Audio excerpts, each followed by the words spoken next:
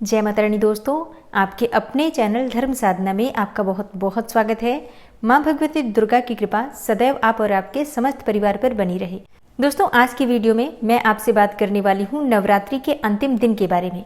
नवरात्रि का अंतिम दिन यानी कि नौमी तिथि, किस प्रकार से कन्या पूजन करें, किस प्रकार से हवन करें और हाँ, कलश का विसर्जन कब करना है, किस प्रकार से करना है, किस विधि से करना है, मंत्र क्या होगा, किन मंत्रों के द्वारा जो हम आवाहित देवी देवता हैं उनकी विदाई करेंगे और किस प्रकार से हम चौकी पर रखी हुई सभी वस्तुओं का प्रयोग करेंगे, किन वस्तुओं का दान करेंगे, किन वस्तुओं का जल प्रवाह करेंगे और किन वस्तुओं का स्वयं प्रयोग करेंगे। और हाँ, इसके साथ ही एक बहुत ही अचूक उपाय शेयर करने वाली हूँ। चौकी पर रखी हुई एक सामग्री आपके घर में विवाह में अगर किसी भी बच्चे के देर हो रही है, जैसे कि कोई लड़का है या कोई लड़की है जिसकी शादी में बहुत अधिक परेशानियां आ रही हैं, या आप स्वयं हैं चाहते हैं कि शीघ्र विवाह हो जाए, मनचाहा जीवन साथी मिल जाए, आगे चलकर दाम्पत्य जीवन सुखमय रहे और परिवार सुखी समृद्ध मिले, इसके लिए माँ की चौकी पर रखी हुई एक बहुत ही विशेष चीज जिसका प्रयोग इस विधि से करें कि आपके विवाह में आ रही समस्त बाधाएं दूर हो जाएं।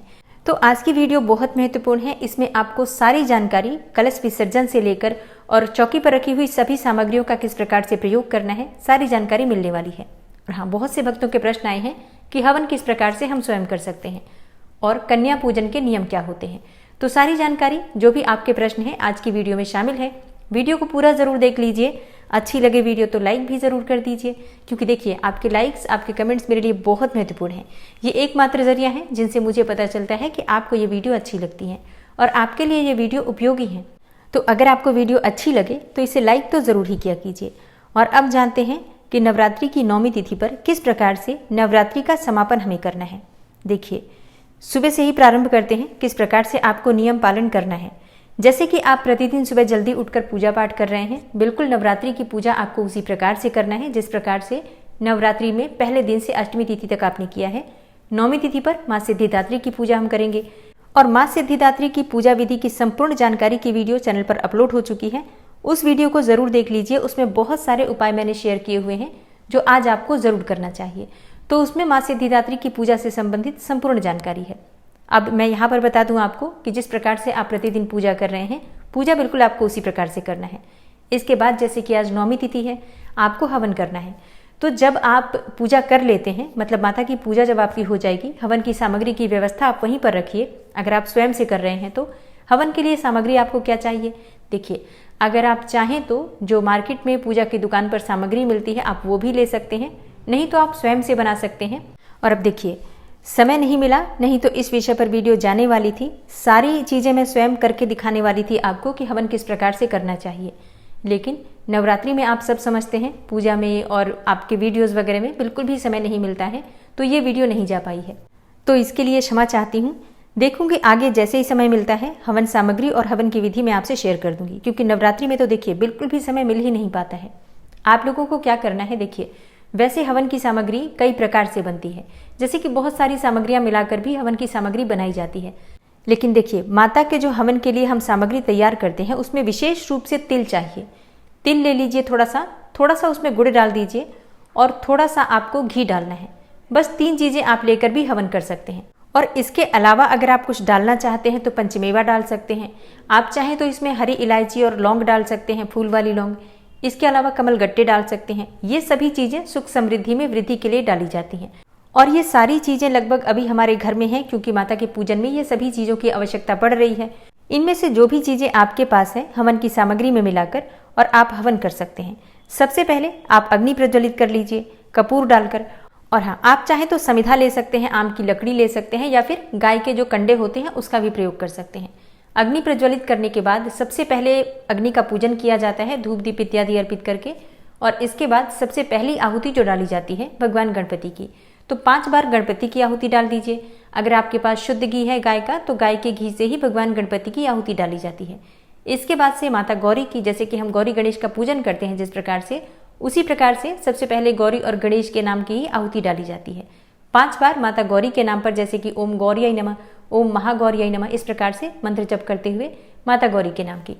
इसके बाद आप नवग्रह मंडल जो होते हैं 9 ग्रहों का ध्यान करके आहुति डाल सकते हैं। 9 बार डाल सकते हैं, चाहे तो 5 बार भी डाल सकते हैं। इसके बाद जो आपके घर में देवी देवता विराजित हैं उनके नाम की आहुति डाल दीजिए। फिर माता दुर्गा के 9 स्वरूपों के नाम की एक एक आहुति या फिर चाहे तो 9 आहुति सबके नाम पर डाल सकते हैं। देखिए आपकी इच्छा है, आप चाहे तो सिर्फ 11 बार नवार्ण मंत्र के द्वारा आहुति देकर और आप अपने हवन को संपन्न कर सकते हैं। पहले 5 बार गणपति के नाम की दे दीजिए आहुति घी से, उसके बाद से नवार्ण मंत्र या फिर जो भी मंत्र आपने जपा है उसके द्वारा आहुति देकर भी आप अपने हवन को संपन्न कर सकते हैं, या फिर विस्तृत तौर पर 108 बार भी आप आहुति दे सकते हैं। तो जिस भी प्रकार से हो, मंत्र यही रहते हैं, बस हम आहुति की संख्या बढ़ाते जाते हैं। 11 बार हर मंत्र को बोलकर या फिर 21 बार हर मंत्र को बोलकर, ये पूरी तरह से भक्तों की अपनी श्रद्धा पर निर्भर करता है। तो हवन कर लीजिए, उसके बाद आरती कर लीजिए और आरती करने के बाद कन्या पूजन कर लीजिए। कन्या पूजन के लिए आपको सबसे पहले कन्याओं को आमंत्रित एक दिन पहले कर लेना चाहिए। फिर इसके बाद जब कन्याएं घर में आती हैं उनके चरण धुला लीजिए।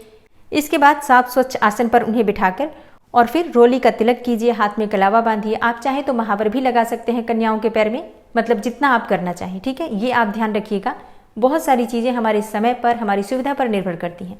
तो ऐसा नहीं है कि करना हर कोई नहीं चाहता है, हर कोई करना चाहता है, लेकिन अगर आपके पास इतना समय ना हो तो आप सिर्फ मौली बांधकर तिलक लगाकर और कन्याओं को भोग अर्पित कर सकते हैं। और हाँ, जो भी भोग बनता है जैसे कि हलवा, पूड़ी और चने इत्यादि, ये सभी चीज़ें पहले माँ को अर्पित की जाती हैं।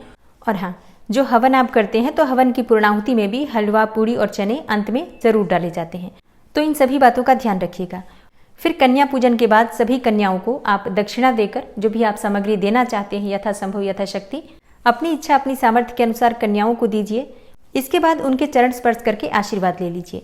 अब कन्या पूजन और हवन करने के बाद आपको एक चीज़ का ध्यान रखना है, कन्याएं जब घर में भोजन करती हैं, जिस स्थान पर भोजन करती हैं, बहुत सारी खाने पीने की चीज़ें, छोटी बच्चियां हैं तो कुछ न कुछ गिरा देती हैं। आपको ध्यान रखना है, इसके तुरंत बाद आपको झाड़ू नहीं लगाना है, ठीक है। इस बात का ध्यान रखिएगा। कन्याओं के जाने के आधे 1 घंटे बाद या 2 घंटे बाद आप चाहें तो झाड़ू लगा सकते हैं। हाँ, अगर बहुत कुछ बिखर गया है तो इतना आप कर सकते हैं कि किसी कपड़े से आप सारी चीज़ों को एकत्र करके एक तरफ रख दीजिए। फिर बाद में आप उसको घर से बाहर जहाँ पर भी डालना चाहते हैं डाल सकते हैं। और कन्याओं के चरण स्पर्श करते समय आपको इस बात का ध्यान रखना है कि कन्याएं आपके सिर पर अपना हाथ रखकर आशीर्वाद दें। और हाँ, सच्चे मन से उनके चरण स्पर्श करना है, मतलब बिल्कुल माँ का स्वरूप मानकर ही हम उनकी पूजा करते हैं और इसके बाद चरण स्पर्श करके उनका आशीर्वाद लेते हैं। तो ये कन्या पूजन और हवन से संबंधित जो आपने प्रश्न थे उस प्रश्न के उत्तर मैंने दिए। अब बात करते हैं विसर्जन के बारे में। तो देखिए, जैसे कि हम दशमी तिथि पर कलश का विसर्जन हर बार करते हैं, लेकिन इस बार दशमी तिथि को मंगलवार है, तो मंगलवार के दिन माता की विदाई नहीं की जा सकती है, इसलिए सोमवार के दिन कलश का विसर्जन किया जाएगा। अब कलश का विसर्जन कब करें? देखिए, कलश विसर्जन का शुभ मुहूर्त है 23 अक्टूबर को दोपहर में 2 बजे से 3:30 तक। इसी समय में अगर आप कलश का विसर्जन करते हैं तो ये शुभ मुहूर्त है। दोपहर तक हम पूजा हवन इत्यादि में ही व्यस्त रहते हैं और इन सभी कार्यों से निवृत्त होकर ही हम कलश का विसर्जन करते हैं, क्योंकि ये बहुत सावधानी से किया गया कार्य होता है। जल्दी जल्दी में अफरा तफरी में हम नहीं कर सकते हैं, इसलिए कलश का विसर्जन 2 बजे के करीब करते हैं। जैसे कि जो शुभ मुहूर्त मैंने बताया उस शुभ मुहूर्त में अगर आप करते हैं ज़्यादा श्रेष्ठ होगा। अब मान लीजिए कि आपके पास वो समय नहीं मिल पाता, मान लीजिए आप बाहर जाते हैं, ऑफिस जा रहे हैं और आपके पास दोपहर का समय नहीं है, तब आपको क्या करना है? देखिए, फिर ऐसे में आप सुबह भी कर सकते हैं, जैसे कि हवन, कन्या पूजन, ये सभी कार्य करने के बाद आप कलश के विसर्जन का जो विधि है वो आप कर सकते हैं। चौकी पर से सामग्री आप सुबह नहीं हटाएंगे, लेकिन कलश विसर्जन की जो विधि है वो आप कर सकते हैं सुबह भी। और अब जानते हैं कि कलश विसर्जन आपको किस प्रकार से करना है। देखिए, जिस प्रकार से हम नवरात्रि में पहले दिन माँ का आवाहन करते हैं, कलश में विराजित सभी देवी देवताओं को आवाहन करके बुलाते हैं अक्षत पुष्प हाथ में लेकर, उसी प्रकार से नौमी तिथि पर अक्षत और पुष्प के द्वारा ही विसर्जन भी किया जाता है। तो सबसे पहले जब आप कलश विसर्जन करते हैं तो पूजा कर लीजिए, जिस प्रकार से आप प्रतिदिन पूजा कर रहे हैं, धूप, दीप, आरती, भोग, सब कुछ बिल्कुल विधि विधान से पूजा कीजिएगा। बिल्कुल भी पूजा में जल्दी नहीं करना है, एकदम सावधानी से, शांत मन से और बैठकर माँ के पास आसन बिछाकर, और जैसे मैं पूजा विधि हर रोज बताती हूँ उसी प्रकार से विधि विधान से धूप, दीप, अक्षत पुष्प इत्यादि अर्पित करके, भोग अर्पित करके और उसके बाद से आरती कर लीजिए, क्षमा प्रार्थना कर लीजिए। माँ से नवरात्रि में किसी भी प्रकार की जाने अनजाने हमसे या हमारे परिवार में किसी भी सदस्य के द्वारा गलतियाँ जो हो जाती हैं उसके लिए क्षमा प्रार्थना करना चाहिए। फिर इसके बाद से आपको थोड़ा सा अक्षत और पुष्प अपने हाथ में लेना है और आपको एक मंत्र बोलना है। मंत्र मैं आपसे बता देती हूँ, आप लोग स्क्रीन पर भी देख लीजिएगा। गच्छ गच्छ सुरश्रेष्ठे स्वस्थानम परमेश्वर पूजाराधन काले च पुनरागमनाय च। और अगर आप संस्कृत में नहीं बोल पाते हैं तो आपको हिंदी में ही अपने भाव व्यक्त करने हैं कि हे सभी देवी देवता, मतलब सभी देवी देवताओं का मन में ध्यान कर लीजिए। फिर अपने दोनों हाथ जोड़कर प्रार्थना कीजिए, कि हे सर्व देवी देवता, आप सभी मेरे इस पूजा में, मेरे इस आराधना में शामिल हुए, नवरात्रि की पूजा में शामिल हुए और इस पूजा को आप लोगों ने निर्विघ्न पूर्ण कराया। और अब जैसे कि पूजा संपन्न हो गई है तो आप सब लोग अपने अपने स्थान पर जाएं। वापस जब मैं फिर से कभी भी पूजा करूं, कोई भी यज्ञ आराधना करूं, तो आप लोग फिर से मेरे पूजा में शामिल होकर मेरी पूजा को पूर्ण करें, मेरी पूजा को सिद्ध करें। इस प्रकार से प्रार्थना कीजिए। लक्ष्मी, गणेश और माँ भगवती सदा मेरे घर में विराजित रहें। मतलब देखिए, जो हम आवाहित देवी देवता हैं, जैसे कि जो कलश के अंदर आवाहित देवी देवता होते हैं, हम उन्हें ही विदा करते हैं। जो हमारे घर में देवी देवता विराजित हैं, माँ लक्ष्मी, गणेश जी, भगवान विष्णु या जो भी देवी देवता जो हम रोज पूजा करते हैं, उनकी विदाई नहीं करी जाती है। तो अवाहित देवी देवता कौन से हैं? सिर्फ कलश में जो विराजित हैं। तो आपके हाथ में जो अक्षत है, पुष्प है, वो आपको कलश के ऊपर डालना है, मंत्र बोलते हुए या फिर अपने भाव व्यक्त करते हुए सिर्फ कलश के ऊपर। इसके बाद आपके कलश विसर्जन की जो प्रक्रिया है वो समाप्त हो गई, पूर्ण हो गई। अब आप एक एक करके चौकी पर से सारी चीजें हटा सकते हैं। सबसे पहले नारियल हटाते हैं, कलश को हिलाते हैं और इसके बाद से बाकी सभी चीजें जो हैं वो हम एक एक करके हटाते हैं। तो कलश की सामग्री का क्या करना है? सबसे पहला प्रश्न देखिए, कलश में जो भी हम सामग्री डालते हैं, जैसे कि सिक्का, सुपारी, साबुत हल्दी या फिर अगर आपने गोमती चक्र डाला है, कमलगट्टे डाले हैं, जो भी चीजें आपने डाल रखी हैं, ये सभी चीजें लक्ष्मी के स्वरूप में हैं, अभिमंत्रित हो गई हैं। मतलब आपके घर में एक बना बनाया, जैसे कि हम दिवाली पर तिजोरी में रखते हैं ना बनाकर धन कुबेर पोटली, बिल्कुल धन कुबेर पोटली आपकी तैयार हो गई है कलश की सामग्री से। आप एक लाल कपड़े में इन सभी चीजों को बांधकर अपने धन रखने के स्थान पर रख सकते हैं। तो इनमें से सभी सामग्री आप चाहें तो सुखाकर, कपड़े से पोंछकर या फिर धूप दिखाकर अपने घर में धन रखने के स्थान पर रख सकते हैं। अच्छा, कुछ चीजों का प्रयोग आप विशेष रूप से कर सकते हैं। अगर आपके घर में किसी बच्चे की शादी नहीं हो रही है, बहुत देर हो गई है, बहुत उम्र हो गई है, विवाह के लिए कोई भी योग्य रिश्ता नहीं मिल पा रहा, या फिर आपकी कामना है एक अच्छे जीवन साथी की, मन चाहे जीवन साथी की, अगर इस प्रकार की कोई भी कामना है तो कलश में जो हल्दी है उसका प्रयोग आप कर सकते हैं। अगर आपने साबुत हल्दी डाली है तो उस हल्दी को प्रतिदिन स्नान करने से पहले थोड़ा सा घिस लीजिए, किसी भी पात्र में घिस लीजिए और थोड़ी सी हल्दी निकालकर अपने स्नान के जल में मिला लीजिए। इससे शीघ्र विवाह के योग बन जाते हैं और अच्छा रिश्ता मिलता है। जो भी आप चाहते हैं, माता रानी की कृपा से आपकी इच्छा पूर्ण होती है, क्योंकि ये हल्दी जो है अभिमंत्रित हल्दी है, माँ का आशीर्वाद है, सभी देवी देवताओं का आशीर्वाद है। तो इसका प्रयोग आप इस प्रकार से कर सकते हैं। और साबुत हल्दी काफ़ी बड़ी होती है तो आप बहुत आराम से, बहुत समय तक, मतलब बहुत लंबे समय तक ये चल जाती है और जितनी दिनों में ये खत्म होगी हल्दी, उससे पहले आपके रिश्ते बन जाते हैं। ये माँ का आशीर्वाद है, आप इस उपाय को कर सकते हैं। मान लीजिए कि आपके घर में कोई ऐसे बच्चे नहीं है शादी के योग्य, तब आप क्या करेंगे? तब आप, जैसे मैंने आपको बताया, धन रखने की पोटली बनाकर अपने घर में धन रखने के स्थान पर तिजोरी में रख सकते हैं। लेकिन हाँ, इससे पहले हल्दी को अच्छी तरह से सुखा लीजिए, मतलब धूप में रखकर सुखा लीजिए। उसके बाद से आप इस हल्दी का प्रयोग धन रखने के स्थान पर कर सकते हैं। तो कलश की सामग्री का हो गया। अब अगला प्रश्न आता है आपका, नारियल का क्या करें? देखिए, नारियल का एक बहुत विवादित प्रश्न है ये, क्योंकि बहुत सारे लोग कहते हैं कि इसको खा जाना चाहिए प्रसाद स्वरूप में, कई लोग कहते हैं कि इसको जल प्रवाह कर देना चाहिए, कई लोग कहते हैं मंदिर में रख दो, पीपल के नीचे ले जाकर रख दो। अब इसमें सही क्या है? देखिए, कुछ चीज़ें हमारे परिवार में जो पहले से होती आ रही हैं, जरूरी नहीं है वो गलत है। मतलब अगर आपके परिवार में जल प्रवाह होता है तो बिल्कुल आप जल प्रवाह कर सकते हैं। लेकिन अगर आपके घर में नारियल को तोड़कर खाने की भी परंपरा है तो ये भी गलत नहीं है। आप बिल्कुल प्रसाद स्वरूप में इसे तोड़कर और खा सकते हैं, कन्याओं को बांट सकते हैं, कोई समस्या नहीं है। देखिए, अगर आप जल प्रवाह करते हैं तब तो बिल्कुल ठीक है, लेकिन अगर आप प्रवाहित के नाम पर, विसर्जन के नाम पर किसी पीपल के पेड़ के नीचे रख देते हैं, मंदिर में ले जाकर रख देते हैं, तो देखिए, अगर आप मंदिर में रखते हैं तो भी पंडित जी उसे किसी न किसी को प्रसाद स्वरूप में दे ही देते हैं, कोई न कोई उसे ग्रहण कर ही लेता है। और अगर आप किसी पीपल के नीचे रखकर आ जाते हैं तब तो ये महान गलती है। इस गलती की फिर कोई क्षमा नहीं है, क्योंकि देखिए, पीपल के नीचे से फिर वो किसी के पैरों में आ सकता है, ऐसे ही इधर उधर बिखरता रहेगा, फिर उसका दोष कौन लेगा? अपने सर पर आपको ही लगेगा। तो इस बात का ध्यान रखिए। अगर आपके यहाँ जल प्रवाह होता है मतलब जल प्रवाह ही होना चाहिए, फिर इधर उधर नहीं फेंकना है आपको। और अगर आप उसको तोड़कर खाते हैं, ये बिल्कुल भी कोई बड़ी गलती नहीं है, आप लोग खा सकते हैं। एक और चीज़, जैसे कि कई लोग कह रहे हैं कि नारियल में ही हम सभी देवी देवताओं का आवाहन करते हैं। नहीं, ऐसा नहीं है। नारियल में हम आवाहन नहीं करते हैं, नारियल से हम उस कलश को ढकते हैं। कलश में सभी देवी देवताओं का आवाहन किया जाता है, कलश के जल में सभी देवी देवताओं का वास कराया जाता है। ठीक है, तो इस बात का ध्यान रखिए। नारियल में देवताओं का आवाहन नहीं किया जाता है, कलश में किया जाता है। नारियल से सिर्फ हम उस कलश को ढकते हैं। तो इसमें किसी प्रकार की मन में शंका नहीं रखना है आपको। आपके यहाँ जिस प्रकार से नियम पालन किया जाता है, चाहे जल विसर्जन या फिर उसको प्रसाद स्वरूप ग्रहण, अपने परिवार की परंपरा के अनुसार आप बिल्कुल वही चीज करिएगा। और कलश में रखे हुए जल का आप अपने घर में छिड़काव कर सकते हैं, दुकान में, ऑफिस में, कहीं पर भी छिड़काव कर सकते हैं। ये शुद्ध जल होता है, पवित्र जल होता है। इस जल का छिड़काव करने से घर से नकारात्मक शक्तियां दूर होती हैं, सकारात्मक ऊर्जा का प्रवाह घर में बना रहता है। और हाँ, अगर आपके घर में कोई ऐसा व्यक्ति है जो हमेशा बीमार रहता हो या फिर हर वक्त आपके मन में नकारात्मक ऊर्जा बनी रहती है, मन में डर बना रहता है, भय बना रहता है, तो जल में, अपने स्नान के जल में थोड़ा सा इस जल में से मिलाकर स्नान भी कर सकते हैं। और हाँ, चाहे तो थोड़ा सा ग्रहण भी कर सकते हैं, पी भी सकते हैं। तो इसी प्रकार से इस जल का हमें प्रयोग करना है। और जैसे कि मिट्टी का कलश है तो आप इसका प्रयोग दोबारा कलश रखने के रूप में नहीं कर सकते हैं, लेकिन इस कलश का प्रयोग आप अपने घर में अलग तरीके से कर सकते हैं। जैसे कि कोई पौधा लगा सकते हैं इसमें, या आप चाहें तो घर में कोई वस्तु इसमें भरकर भी रख सकते हैं। जैसे कि थोड़ा सा अन्न भरकर आप चावल भरकर भी रख सकते हैं। अगर प्रयोग करना चाहें तो इस प्रकार से प्रयोग कर सकते हैं। नहीं प्रयोग करना चाहते तो मिट्टी का कलश है तो विसर्जन कर सकते हैं। धातु का कलश है तो विसर्जन नहीं किया जाएगा, धोकर आप फिर से दोबारा पूजा में इसका प्रयोग कर सकते हैं, प्रतिदिन की पूजा में प्रयोग कर सकते हैं। और जैसे कि चौकी पर आप नवग्रह मंडल बनाते हैं, षोडश मातृका बनाते हैं, तो जो अक्षत हम चौकी पर प्रयोग करते हैं, चावल, उसका क्या करना है? देखिए, चावल जो आप प्रयोग करते हैं पक्षियों को डाल सकते हैं। अच्छा, जो पूर्ण पात्र में आपने चावल रखा है ये आप अपने घर में प्रयोग कर सकते हैं, मतलब एक लाल कपड़े में बांधकर अपने घर की रसोई में रख सकते हैं।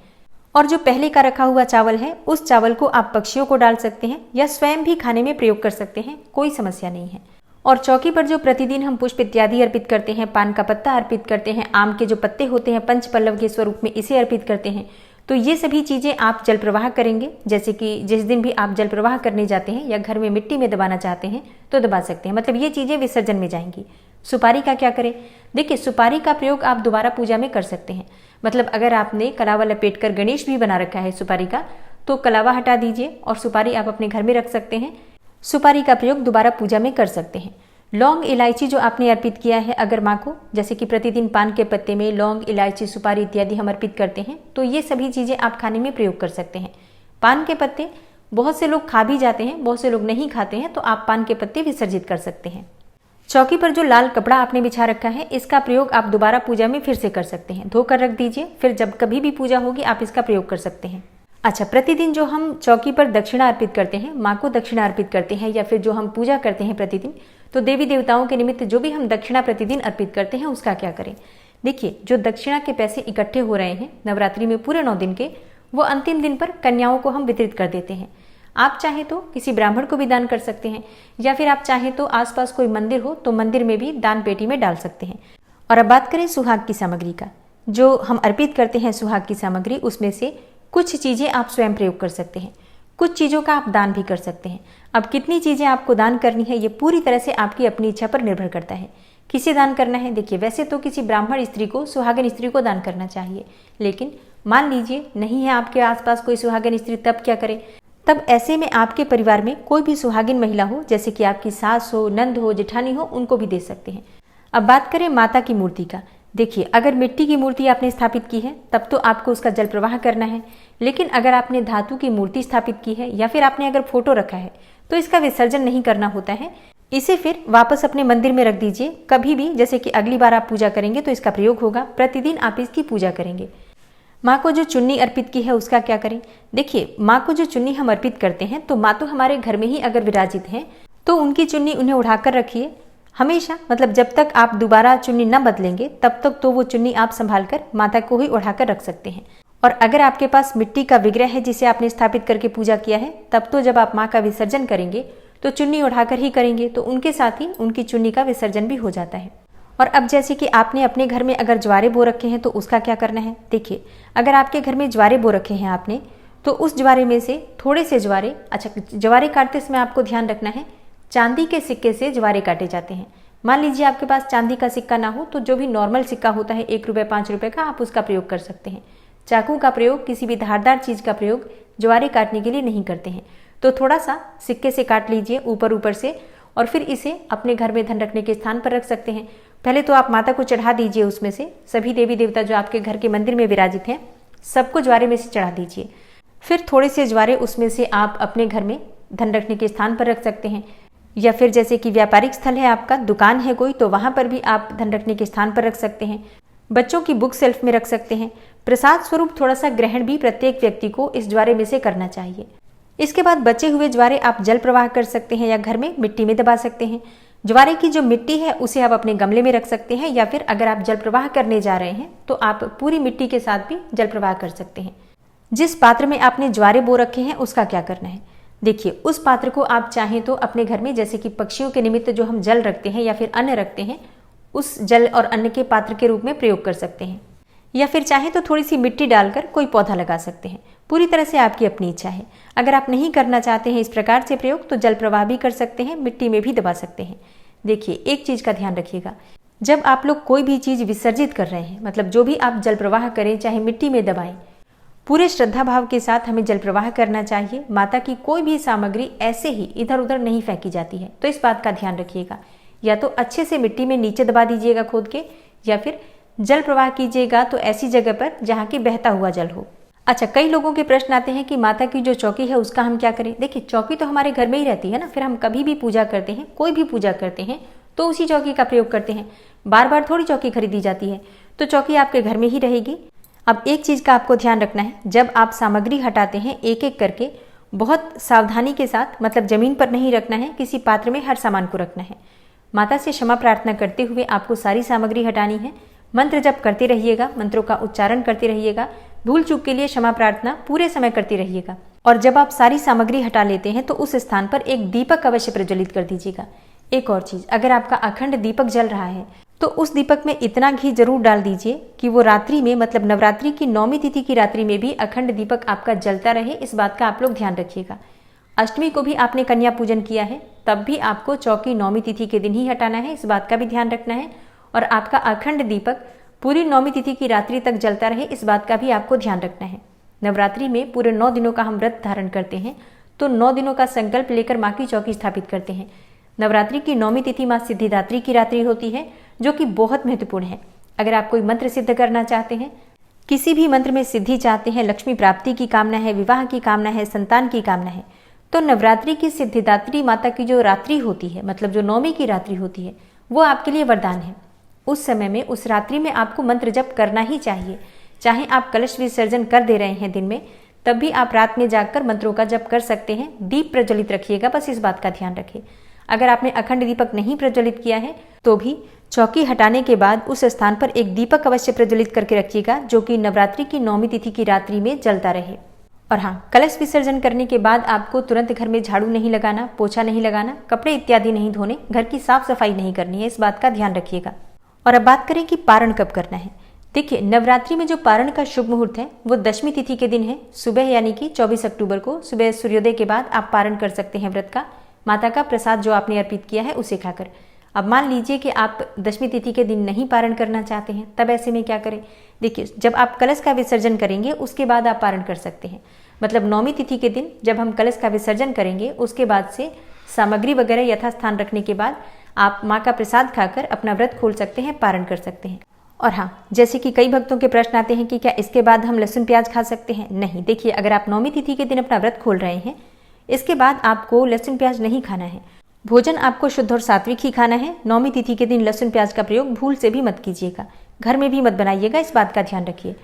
तो दोस्तों ये है आज की वीडियो। हाँ, थोड़ी लंबी हो गई है क्योंकि बहुत सारी जानकारी थी, बहुत सारे प्रश्न थे आप लोगों के, तो उन सबका उत्तर देने में वीडियो थोड़ी लंबी हो गई। उम्मीद करती हूँ आपके लिए उपयोगी होगी और इसी वीडियो से आपके सभी संशय का समाधान हो जाएगा। मिलती हूँ मैं आपसे अगली वीडियो में, तब तक के लिए नमस्कार।